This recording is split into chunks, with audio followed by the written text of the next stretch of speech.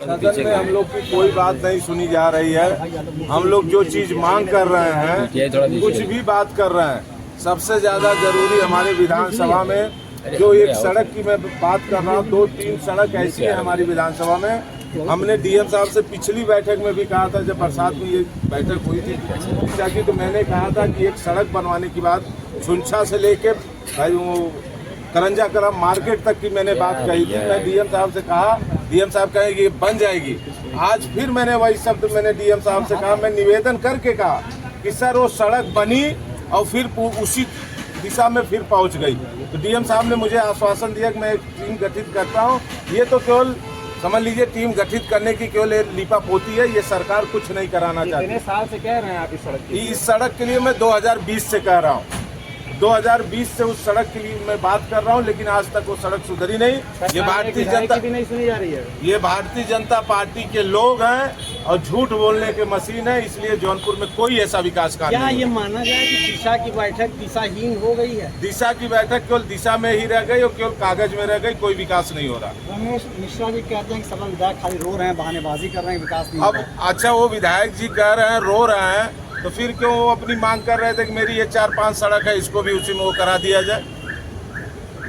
क्यों वहाँ पे दे रहे थे? अगर सपा के विधायक रो रहे हैं तो क्यों रो रहे थे सदन के अंदर?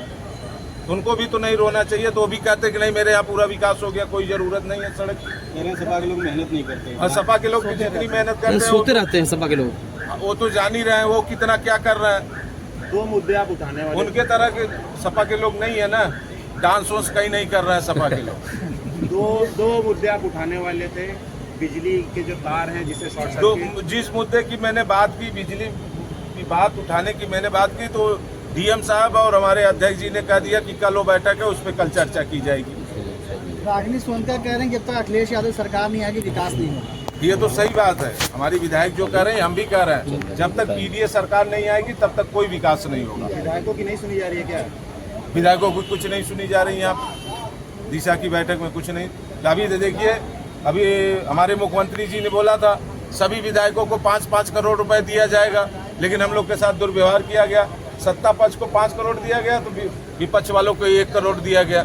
ये कौन सा वो हो रहा है? विपक्ष के विधायकों के साथ दुर्व्यवहार तो किया ही जा रहा है। कानून व्यवस्था बड़ी अच्छी है जिले की आपके, ये तो आप लोग जान, व्यवस्था बड़ी अच्छी है, ये तो आप जान रहे हैं। हमारे मुख्यमंत्री जी बोलते हैं कि प्रदेश से माफिया और मच्छर गायब हो गए हैं, लेकिन आप लोग देखिए क्या स्थिति है जिले में। ये कौन कह सकता है? ये हमारे मुख्यमंत्री जी कुछ नहीं कर सकते।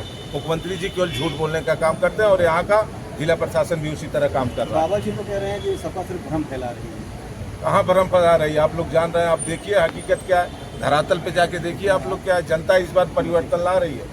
2027 में हमारे नेता पीडीए के नेता आदरणीय अखिलेश यादव जी मुख्यमंत्री बनने जा रहे हैं। आपने एक निधि दी थी, वो हो गई, खपत हो गई उसकी? नहीं, अभी तक नहीं हुई। विधायक जी 2020 की आपकी निधि है, जब उसी निधि पे विभाग नहीं काम कर रहा है। विद्युत विभाग में मैंने बजट दिया था। अभी जब मैं उस पर पूछने की बात कही तो डीएम साहब और अध्यक्ष जी ने कहा कल इस पे चर्चा की जाएगी। तो अभी तक मैं 2022 में जो हमको चुनाव जब मैं जीता, जो हमको पहली निधि मिली थी 2 करोड़ रुपए, पूरा मैंने विद्युत विभाग को दिया था। अभी तक मैं मिला के, मुझे ये जहाँ तक अभी पूरा कंफर्म नहीं हूँ, लेकिन देखना होगा, 3 करोड़ से ज़्यादा मैंने अपना विद्युत विभाग को दिया। लेकिन अभी कुछ ऐसे हमारे वो हैं जो अभी तक हमारा कार्य पूरा नहीं किया गया। चुनाव सामने है, समझ लगभग ज़्यादा समय नहीं लगेगा, 1 साल मैक्सिमम। जनता मन बनाए बैठी है।